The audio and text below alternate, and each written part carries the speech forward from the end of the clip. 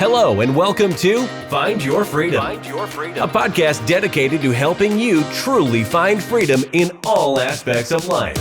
Join your hosts and their expert guests as they share practical tips and strategies for finding more freedom in your life. It's time to take control of your life and create the future you want. Let's find your freedom. Here are your hosts, Lenny the Boss and Omid Rad Investor. Boom, boom, boom. Welcome to Find Your Freedom. Just want to, welcome everybody. We have an amazing guest today. Jacob, he comes from VanWest Partners and Investor Relations. We're going to get into a story, but, really incredible story. He, started off as, a firefighter and investigating arson and getting into real estate and found a way to kind of navigate through different parts of real estate, and now he's really in the self-storage space. So we're super excited. Jacob, welcome to the show. Good to see you both. Thanks for having us on. Yeah, for sure. Why don't you give a little bit of background about yourself and how you got into real estate and what inspired you to kind of move from like a traditional sort of like W-2 type of job into real estate? Yeah, I grew up in Arvada. It's a suburb northwest here of Denver, and always was interested in real estate. Always was fascinated by buildings and wealth creation stories I've heard about that I read in books, and went to a few classes. And at the time, I was a career firefighter, and I didn't know what I didn't know. I still don't know what I don't know many years later. And I started doing some residential deals on my days off. You only work 10 days a month, so you have some time on your hands. And I quit my fire job, and I've been investing in real estate full time since '06. And transitioning as a kind of a kid in your early mid 20s on the precipice of a major market meltdown was a heck of a time to get into the business. And really everything that I learned was by failing. Just failed over and over again. The market shifted, but came out of it eventually, and learned a lot about downside protection, real estate finance, construction management, property management. It's been a fun ride.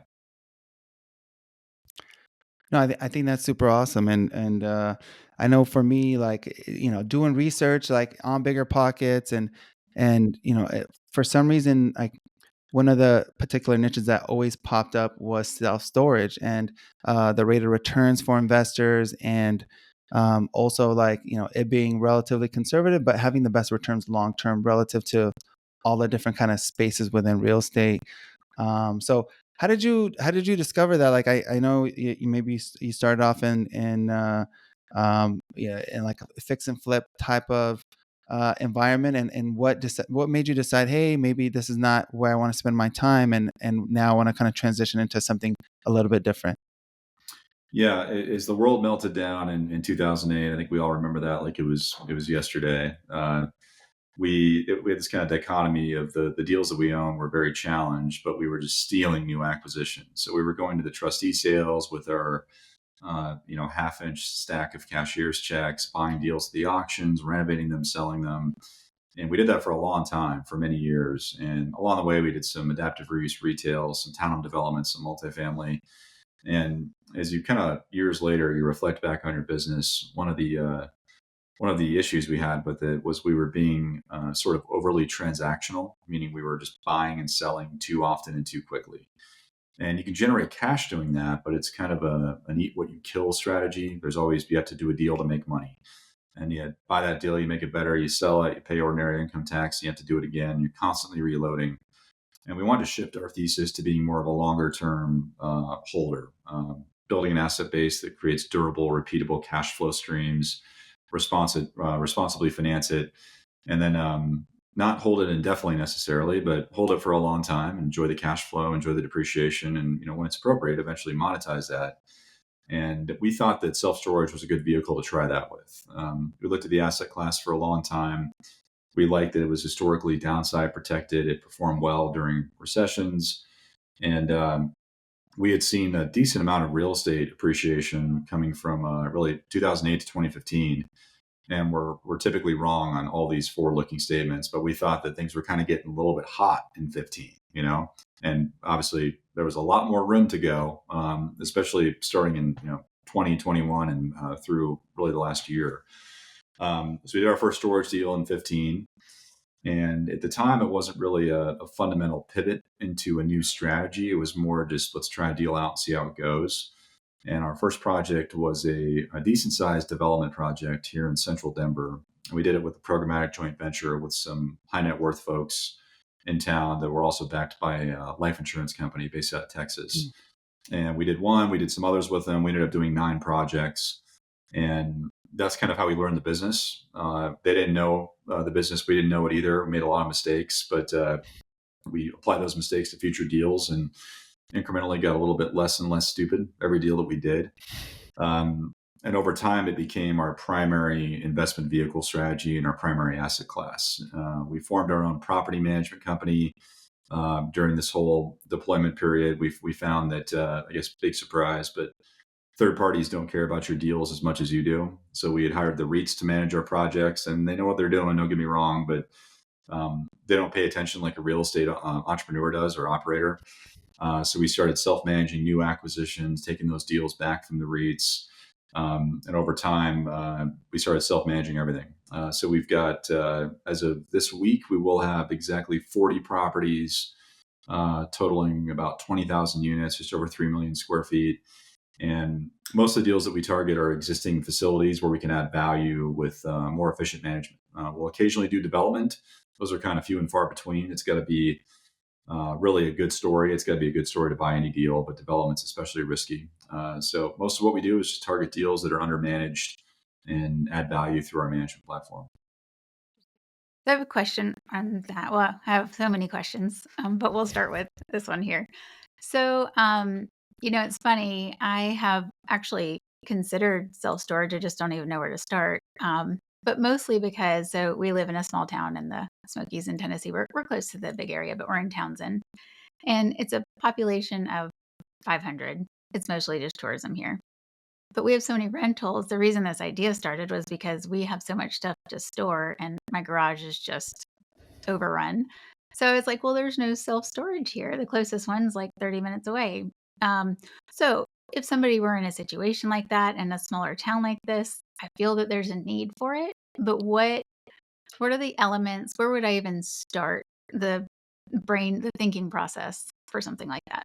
Yeah, let me give you a few kind of points on the asset class, and then kind of what we look at as far as like market selection and go no go on a deal. Self storage among real estate is very unique because all of the leases are month to month, so there's no long term leases. So our customers like that because they're not obligated to sign up for a long term obligation, and they can kind of come and go as they please. And we like that on the ownership side because we can respond real time to supply and demand changes, both at the facility level, the submarket level. If we have a unit type that's really full, we can raise rents on that with a 30-day notice. And if we have a unit type that's maybe lighter on occupancy, we can drop rents below market and kind of fill those up. And one unique thing that I didn't appreciate getting into the business is that the customer base, despite the fact the leases are month to month, the customer base is very sticky. For those of us listening right now, if you've used a storage unit, either now or in the past, it's pretty likely that you probably leased that unit for longer than you thought you would. A lot of our customers move in and think they're going to be there for 4 months. 18 months later, after 2 rent increases, they're still in there. It's auto drafting from their credit card or their checking account. They don't want to deal with their stuff. It's enough of a monthly nut to be annoying, but not enough to put their lights out and make them like take action to resolve the reason they need that storage unit. So it's a very sticky customer base. And finally, to actually answer your question, when we're looking at a new acquisition opportunity or development opportunity, beyond the normal real estate metrics like location, rents, cap rates, interest rates, returns, the first thing we're looking at are supply ratios. So how many square feet per capita of self-storage is in this given submarket, say in the 5-mile trade radius? And where has that supply ratio been historically? So nationally, there's about 8 feet per capita. And you might infer that if a market's 20 feet per capita, it's oversupplied. If a market's 3 feet, it's undersupplied. High level, you could say that's true, but there's plenty of markets we've had a lot of success in that are, say, 20 feet per capita, and the facilities are all 90% occupied. So what we're looking at mainly is not so much the supply ratio relative to the national average, but where the supply ratio has been historically, where it is today, and where occupancies have been historically and where occupancies are today. Where you get yourself into trouble when there's plenty of pits to fall into in self storage, like there are anything else. Where you get into trouble though is you buy a deal in a given market that's on the precipice of a big influx of new supply. So regardless of whether the ratios are high or low, when you have a bunch of new product getting delivered, uh, supply and demand takes over, right? Rents go down, people are dropping rents to fill up occupancy, becomes more competitive. The consumer gets a cheaper rate on their rent. They get more concessions when they move in. So that really is the main risk in self storage is appreciating and quantifying the existing supply, but also quantifying the potential for the introduction of new supply and when that might come online. So, in a small town, to return to your example of 500 people, you can't get to a storage facility that's anywhere closer than 30 minutes. You might say that there's a need for storage in my kind of macro market because there's none of it out there. So, let's say somebody builds a new facility. It might fill up pretty quickly. Nobody wants to drive 30 minutes. Now you're driving 10 minutes. You need self storage. But the problem is somebody builds a second new facility.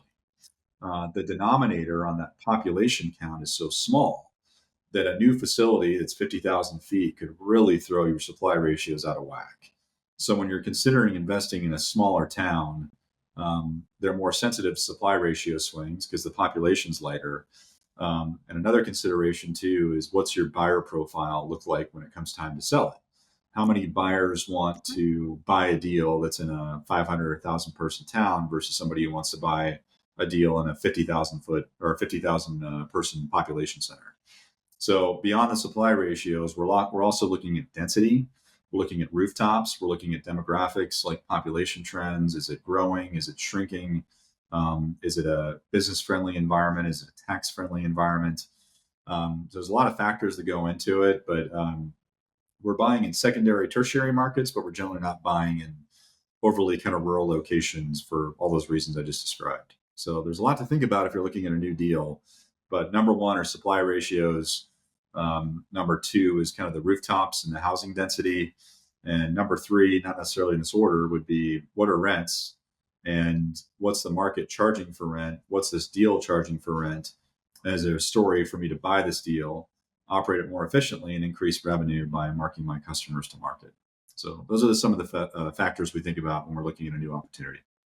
That totally makes sense. Do you have like a spreadsheet set up when you're like, or do you kind of go through where it kind of walks you through your steps each time? Yeah, we have countless numbers of spreadsheets, A lot of them. financial models. We have software platforms, some of which we built internally. One Okay. of my partners is a software engineer by training. Other software platforms are software as a service where we're paying a monthly or annual subscription to have access to it.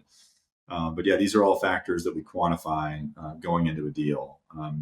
We're looking at mainly um, beyond the per capita supply ratios, the housing density. We're finding the story for where is the inefficiency in this acquisition? How has the Hmm. seller operated it? Where can we operate it, or at least think we can operate it?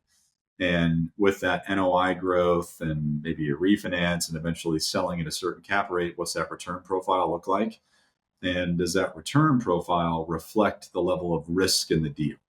So if you're buying a deal, for example, that's it's inefficiently operated, but you're just looking for a little more of NOI growth, some operating expense control, we might take a lower return target for that deal because of the risk perception being lower. Whereas if it's a development project, which is inherently much more risky, cost overruns, construction delays, floating rate debt, we'll want to be paid a higher return premium for taking that risk. So we're kind of balancing subjective and objective data points in our models that kind of reflect what we'll pay for something given the perceived risk we might see on that deal. So, so, all right, I'm giving you an idea here, and anybody else who's listening out there. So, if anyone is successful with this, I'd like a little cut. Um, no, but what are your thoughts? So, I've often thought so. A lot of because we have a lot of short term rental listeners, and Amita and I are heavy into short term rents. Something I've noticed, especially in places like the Smokies that has 20,000 short term rental cabins, a lot of times these properties don't have sufficient storage for owner closets.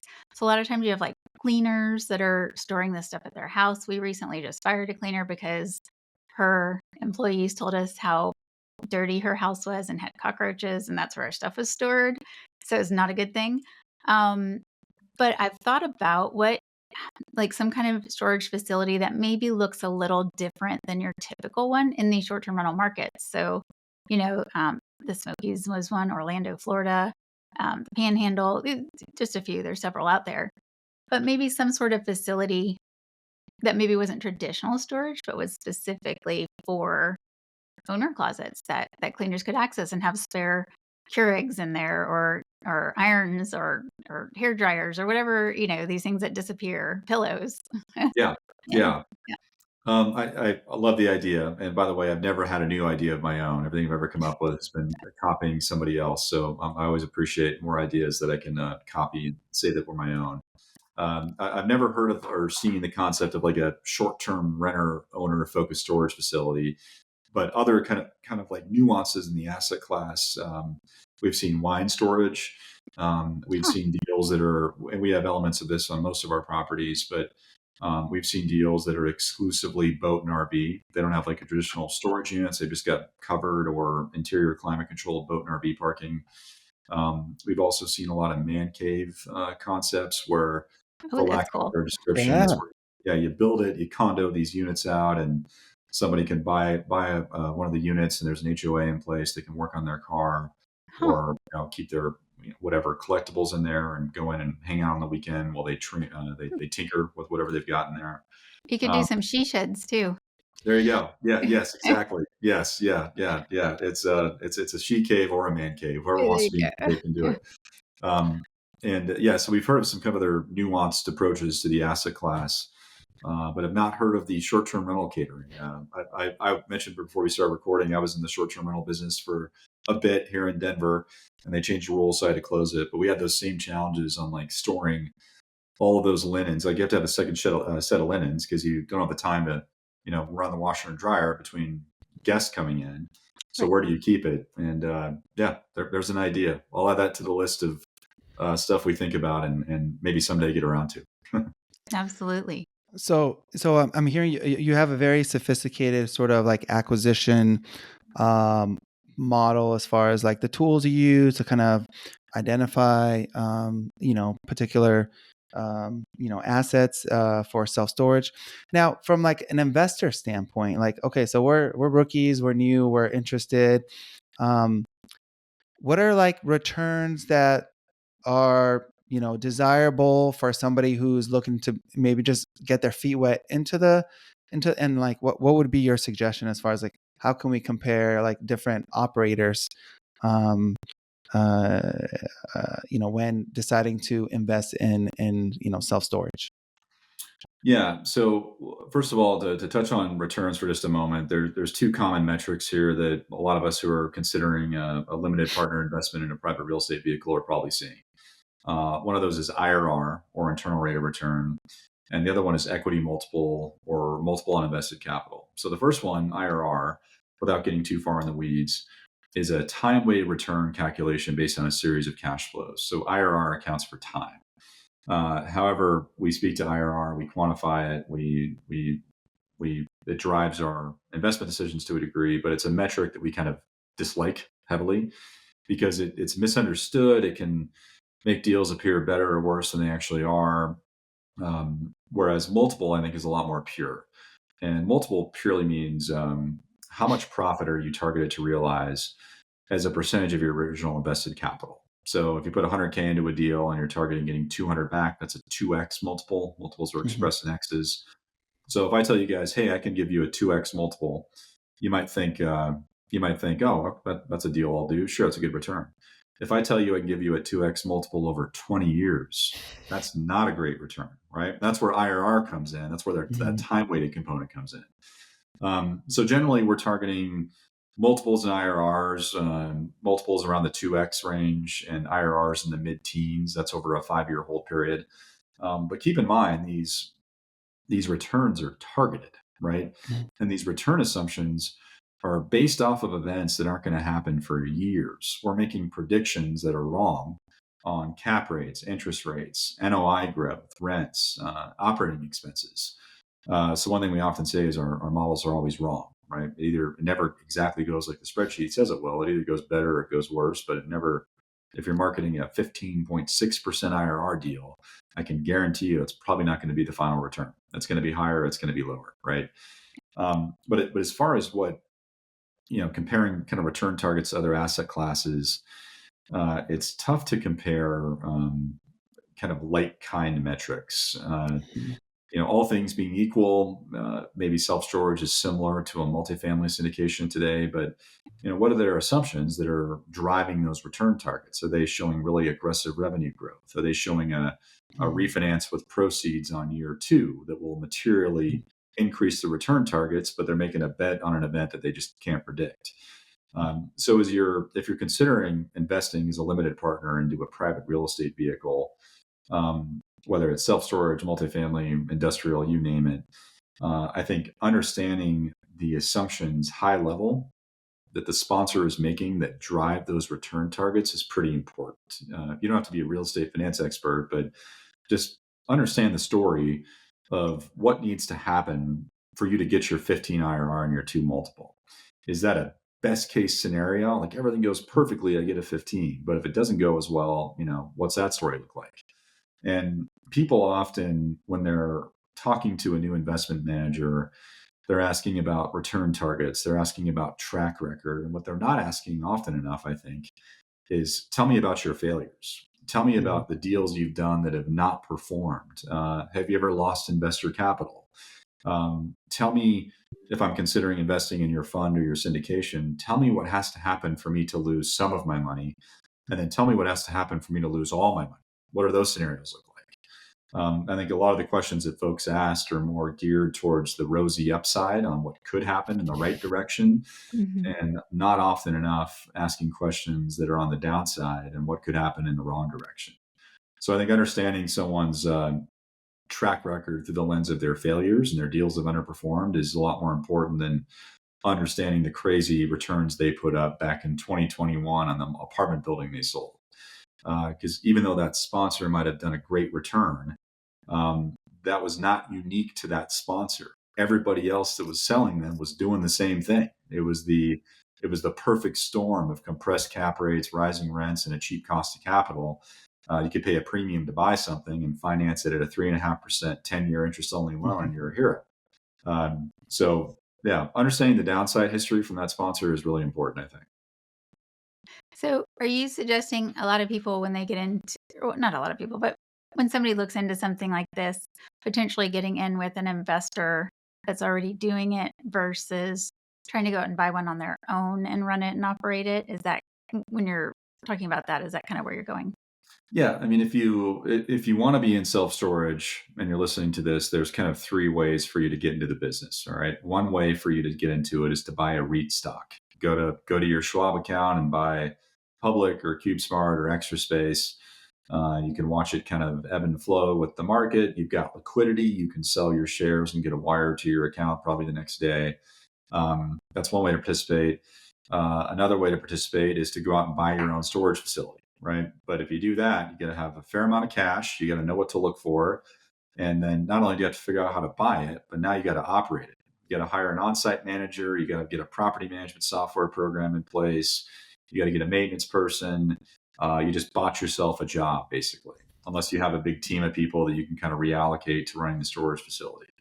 And the third way for you to get into the business is to invest in a private offering with a self-storage sponsor like us or a dozen others out there in the country. So those are kind of the 3 ways. So what I was referencing earlier is mainly, again, whether it's storage or multifamily or something else, if you're looking at investing in a private placement, I was giving an example of some of the things that you should probably ask about that we don't hear enough of our potential investors ask about.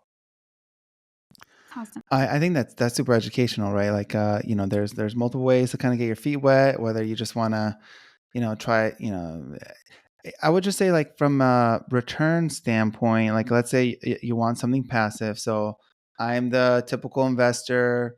I have 100,000 sitting waiting, but I don't want to like.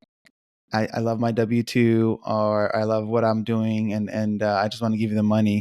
Um, what is like, how do I qualify to invest? Like, can anybody do it, or is it like certain qualifications in order to do that? Yeah, it depends on the vehicle you might be looking at, and I'm gonna be kind of narrow on this because I could go on forever about the different things out there. But generally, Yeah. there's a couple type of offerings.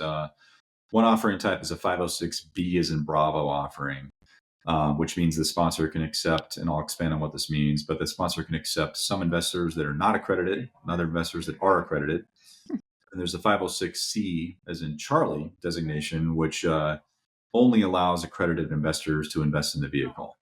And what accredited means is if you're single, you're making 200,000 a year, and you've got a reasonable expectation to continue making 200K a year. Or if you're married, same thing except for 300K a year. Or not or you've got $1 million in net worth outside of your primary residence. So you can qualify as accredited either on the income side or on the net worth side. Any one of those factors will make you accredited. So it kind of depends on the vehicle, but a lot of vehicles out there require accreditation. And, that used to be, believe me, 200, 300K a year is a lot of money to me, as I'm sure it is to you guys and anybody listening. But when these rules were made, it was kind of a different world. These days you might be making 200 grand, you got a few kids, and you live in a major city, and you're paycheck to paycheck, right? Between Yeah, daycare and your mortgage totally. payment and your utilities and your car insurance. So the threshold, I don't think is quite as high as it used to be, but that's what accredited means. Either the income threshold or the net worth threshold. Is there a difference in the return you can get in being unaccredited or non-accredited? No, not necessarily. Yeah, there's so many different offerings out there, and let's kind of go into the weeds here for just a moment. And I'm asking rhetorically to a degree, but what does return mean to somebody, right? Return means different things to everybody. True. And this is a question we'll ask often when people ask about return. Some people are really hung up on IRR. I think it's a mistake, but that's all what's the IRR in this deal? Well, if we've got a 14 IRR and a 17 IRR deal, they're going to do the 17. Well, what's driving that 17? Is that 17 a lot riskier happening than the 14? Some people multiple is kind of what their return threshold is. Others are this is the best return threshold I've ever heard or target when I ask the question what return means to you. I asked one of our more sophisticated investors, what do you want the outcome of this to be from like an IRR and multiple perspective? And his response was, I want you guys to make me the most amount of money possible over a reasonable amount of time. And that was about the best response I've ever heard to that question before. Yes. So yeah, I wouldn't say there's different return thresholds based on accredited or non-accredited. I think it's really driven by the strategy that person might invest in. So a debt fund, for example, let's say you invest in a fund, and that debt fund is making loans against properties, and the source of income for the fund is interest payments. So a borrower is never going to pay more than their interest is due, right? If the deal goes really well and the borrower makes a bunch of money, they're not going to pay you more interest as the bank, right? You're going to get your interest rate, hopefully. So a debt fund, from a return perspective, there's a lot less downside to that return, but there's no upside to it. The debt fund's not going to probably do better than the interest rate it's producing. So that's one way to look at return is I'm getting a lower return, but I'm getting a lower return because of that lower risk profile. Okay. Whereas if you're investing in a development project, multifamily 200 unit apartment building in Houston, your return target might be a lot higher, but the risk of that return happening is a lot higher because of all the unknown factors. So return means lots of different things to different folks. And that's one thing you want to kind of get your arms around as you consider investing in something is what does return mean to you? What does it mean to me? It's a different language kind of depending on who you're talking to.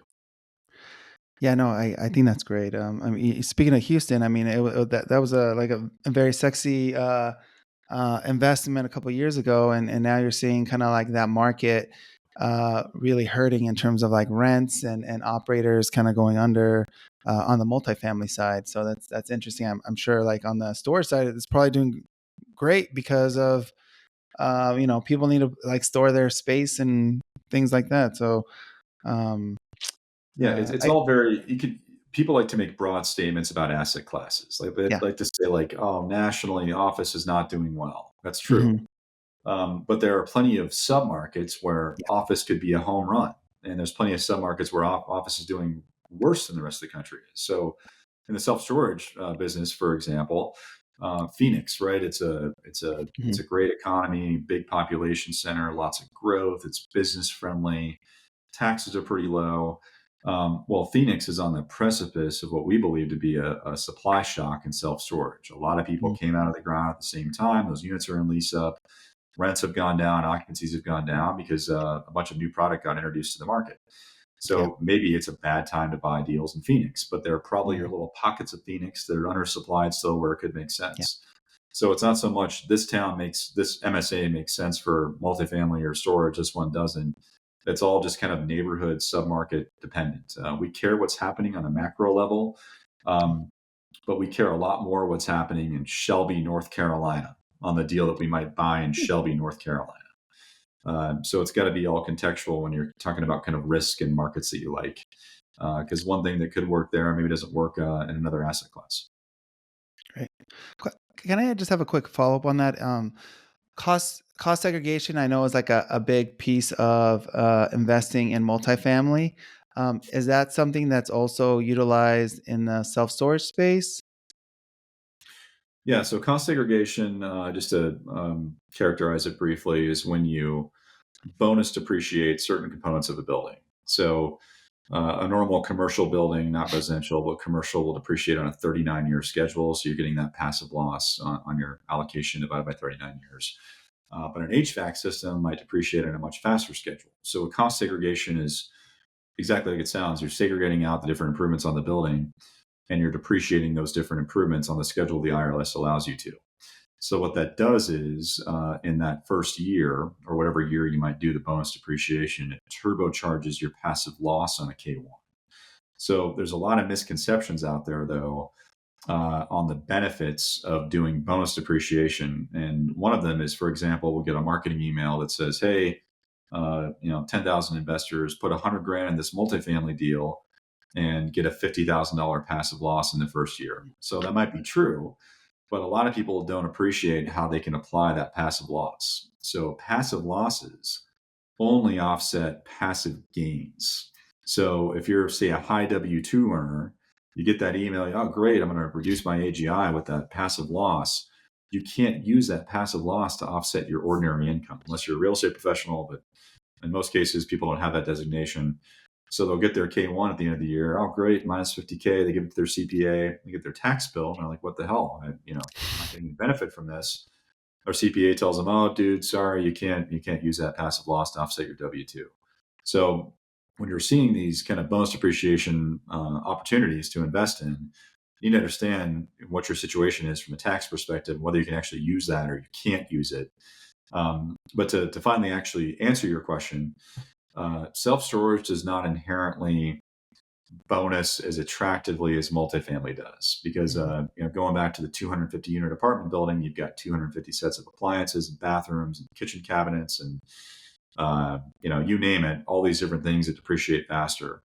In self storage, you maybe have one bathroom. You've got a leasing office with a stand and a granite countertop. You've got a bunch of roll up doors. You've got HVAC, but not like you do in multifamily. So we do occasionally cost segregate our storage deals, but we found that apples to apples passive loss compared to residential is not nearly as attractive. So we'll typically not do it because A, the benefit's not as attractive, but B, if you sell the deal faster than you anticipate, even though your partners are Mhm. enjoying that year one loss, they're barking a little bit about the recapture if you sell it on year 3, for example, versus year 7.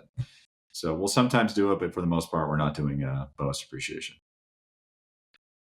That makes sense. Now, one thing you did say, mention that maybe some of our listeners can appreciate. So we do have quite a few short-term rental owners that do have that um, real estate professional designation. So, if I heard that correctly, at least if they do get involved in something like this, that may be something to help them if there is that. So maybe not something to count on, but an Sure. additional Well, bonus. in that case, Same yeah, if thing. you are a real estate professional, the benefit of that is you can use passive losses to offset active income if you're a real estate professional. So that's a different paradigm. And in that case, you can use that K1 to offset your 1099 income or whatever the case might be. Nice. Nice. Another thing I'm glad you said was about, because I think a lot of people get caught up in numbers and acronyms, the IRRs and the multipliers, and same thing with short-term rentals, cash on cash and ROI, and there's all these numbers. And I think sometimes it's overwhelming for me to think through something. I'm a little more direct. I'm like, okay, give me some dollars here. What's my return going to be? I'm more of a cash flow dollars person than I really break it down and get into the nitty gritty, right or wrong. That's just how my brain kind of operates. So I'm glad I'm glad you mentioned that too for those listening, so they know, okay, well, I don't have to really get into these equations as much. I can ask, show me the dollars. What is this going to mean in terms of potential financial returns? So Yeah, another good way to look at it, I mean, take the multiple and the IRR out of the equation. If you're talking to a sponsor and you kind of want a high level understanding of what your returns are, you put 100,000 into a deal and they're targeting to give you $200,000 back over the life of the deal. So how much of that comes from cash flow along the way? And how much of that $100,000 profit comes from a sale? And what do those sale assumptions look like? What's your sale valuation relative to what you paid for it? Is it a lot more than you paid for it? Is it a little bit more? Um, in some deals, like a development deal, for example, if it's a 2 multiple or $100,000 profit on 100K investment, 95% of that $100,000 profit might come on the back end, because development, you gotta build it, you gotta lease it up. It's negative cash flow for a long time. It takes a long time to stabilize. So yeah, I look at it the same way. What's my total return in dollars? Is that total return over a rational amount of time? If you double your money over 4, 5, or 6 years, that's pretty good, I think. Yeah. But the IRR in the 4-year scenario is going to be materially higher than it is in the 6-year scenario, right? And then I also want to understand when that total profit comes. Is half of it coming along the way from distributions from operational cash flow, and the other half is coming on the sale, or is it all coming from the sale? And those are two very different kind of risk profiles. So if you're relying on, your one-time profit event to happen 5 years from now, well, there's a lot of predictions and assumptions that go into that event that could change what that total return looks like. definitely. Oh, that's wonderful. I guess kind of more. What is the landscape as we're kind of with the new president? Is there any anticipation with the landscape specifically in the self-storage like asset space? Yeah, again, all of our forward-looking statements have been wrong. Sometimes they're right, but they're just accidentally right. It's and this kind of landscape commentary, I think, transcends asset classes. So you've got this environment where there remains a very wide bid-ask spread between buyers and sellers, whether it's a single-family home or a storage facility. On a macro level, buyers want to pay a lot less than sellers want to sell for. So what's happening? Not a lot's transacting, right? Transaction volume's way down. And as you look forward into 2025, the Tax Cuts and Jobs Act is probably going to get renewed. So that kind of middle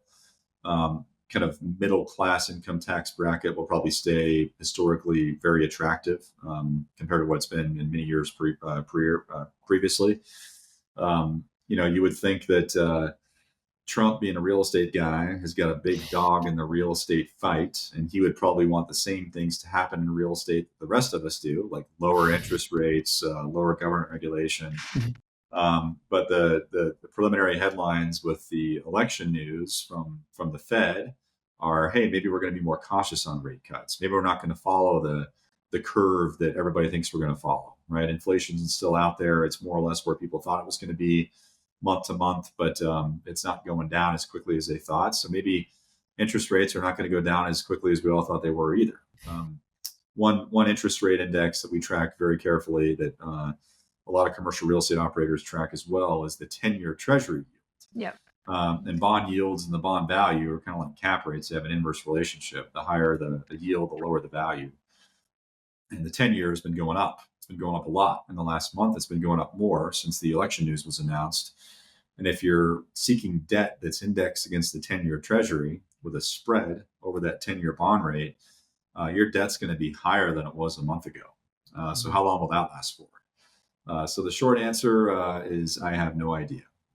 It's we care, obviously, and we track it. We think about it, like how is the fact that Republicans are going to control all the branches of government versus Democrats, how's that going to affect business? No doubt it will somehow, but what's the effect going to be on our pending acquisition in Decula, Georgia, right? How much is Decula, Georgia going to be affected by this new environment? And maybe the answer is a lot. Maybe the answer is it's not going to be affected. We've been asked, like, how are you changing your investment decisions based on, this was before the election was announced, based on, the potential of, the Republicans or Democrats being in charge? And the short answer is we're not. We have enough to worry about. We can't go make these unquantifiable future predictions on, all right, we're going to make this assumption in our financial model if the Dems get in. We're going to make this assumption if the Republicans get in. We're just looking at that submarket, that 3 and 5 mile trade radius. We're underwriting the fundamentals. We're protecting the downside. We're trying to tell a story of reasonable and achievable upside. And whoever's in the White House maybe affects that, maybe it doesn't. But we can't drive our decision making based on that, because who knows?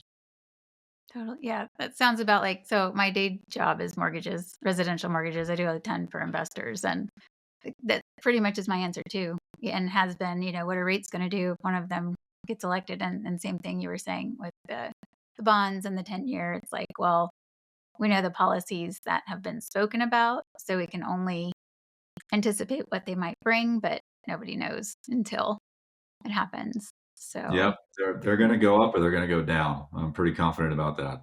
Yep. Agreed. Yep. Agreed. Yeah.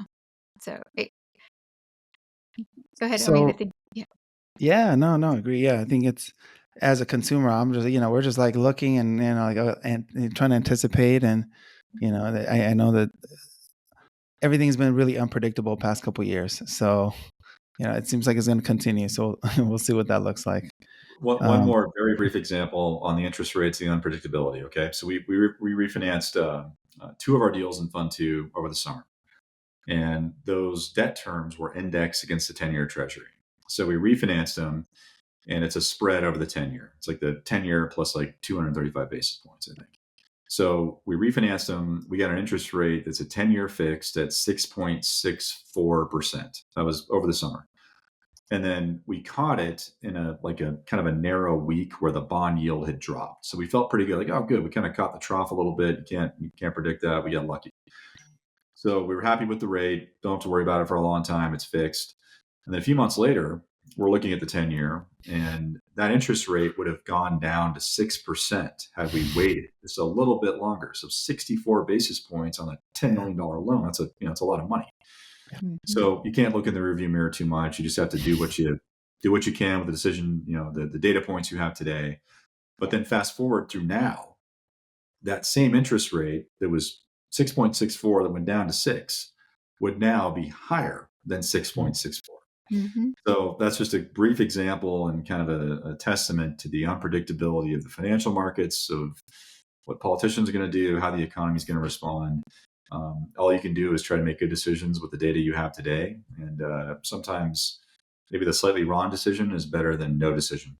And you just have to decide and take action. So for better or for worse, that's what we did. We were right for a bit, then we were wrong, and now we're right again. I'm sure we'll be wrong in a few months. Yeah. No, I love your attitude, how it's like, at some point you just got to pull the trigger and go with the data that you have and make like the best decision for the business. And sometimes it's a winner, sometimes it's right in between, but you can't just sit in the sidelines. So, love that. And that applies to, so all of us listening right now, we've got some money in our pockets, for example. Let's say we've been looking at different, investment opportunities, whether it's buying a short-term rental or a single-family long-term rental, or investing in a syndication or a fund passively. And you've been thinking about it for a long time, and you're waiting for the perfect deal. You're waiting, I'm going to wait till the market drops and I'm going to get a discount. You can't time the market. There's never a perfect deal. There's never a deal that feels like a home run when you buy it. It may turn out to be a home run, but it doesn't always feel that way when you buy it. And not that I'm in a position to dispense advice, but if I were, I would say the best advice I can give is take action and take a risk. There's never a perfect deal. how do you create wealth in real estate? You do it with time. It takes a long time to create wealth in real estate. It does not happen quickly. And if you're not in the game, you're losing the benefit of that time. So find a deal that's risk adjusted, that's downside protected, but I think the worst thing you can do is kind of hurry up and wait for that perfect deal, because it's never going to come. Yeah. 1000% agree with that. So Jacob, what does find your freedom mean to you? There's a lot of opinions, like return. What does return mean to you? And wealth and freedom means different things to different people, obviously. I'll answer the question first, to a question you didn't ask, but what does wealth mean? And I'll tell you what wealth doesn't mean to me. Wealth does not mean net worth. If you've got a $10 million mansion that's free and clear, you've got to pay the property taxes, you got to pay the landscapers, and you are beholden to that nut. And the only way to monetize that wealth is to put a loan on it or to sell it, right? So net worth is not wealth to me. What's wealth to me, I think, and I'm still learning this, and maybe I'll learn it before I'm 80, I hope, but we'll see. It's taken a long time. Wealth and freedom to me is durable, recurring revenue streams that happen while you sleep. It's that cash flow component. It's the cash flow is visceral.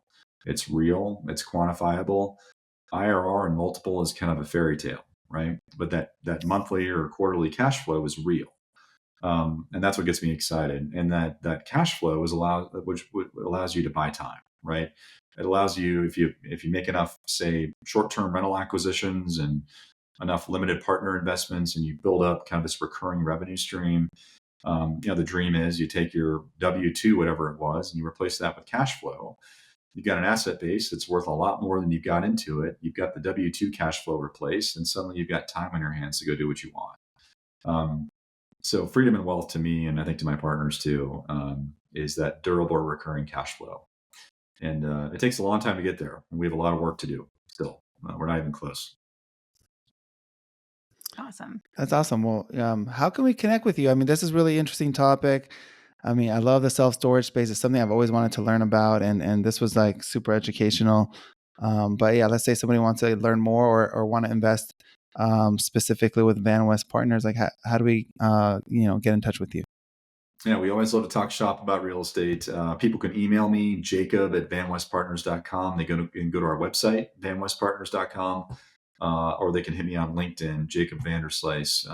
I've been historically kind of social media resistant, and my partners made me get on LinkedIn many years ago. And only the last month have I actually done my first LinkedIn post. So now I've done 3 LinkedIn posts. So I'm coming of age in the social media space. But yeah, hit us on LinkedIn too. Awesome. It's all baby steps, so I love it. Right. You learn and keep building on that with the experiences. So I guess at the end of the show, we always do a boom session. So typically, what we'll do is on 3, we're all gonna yell boom together as a group, and we're gonna blow the speakers for all the listeners, and that's kind of how we conclude our show. So are you ready to participate? Let her rip.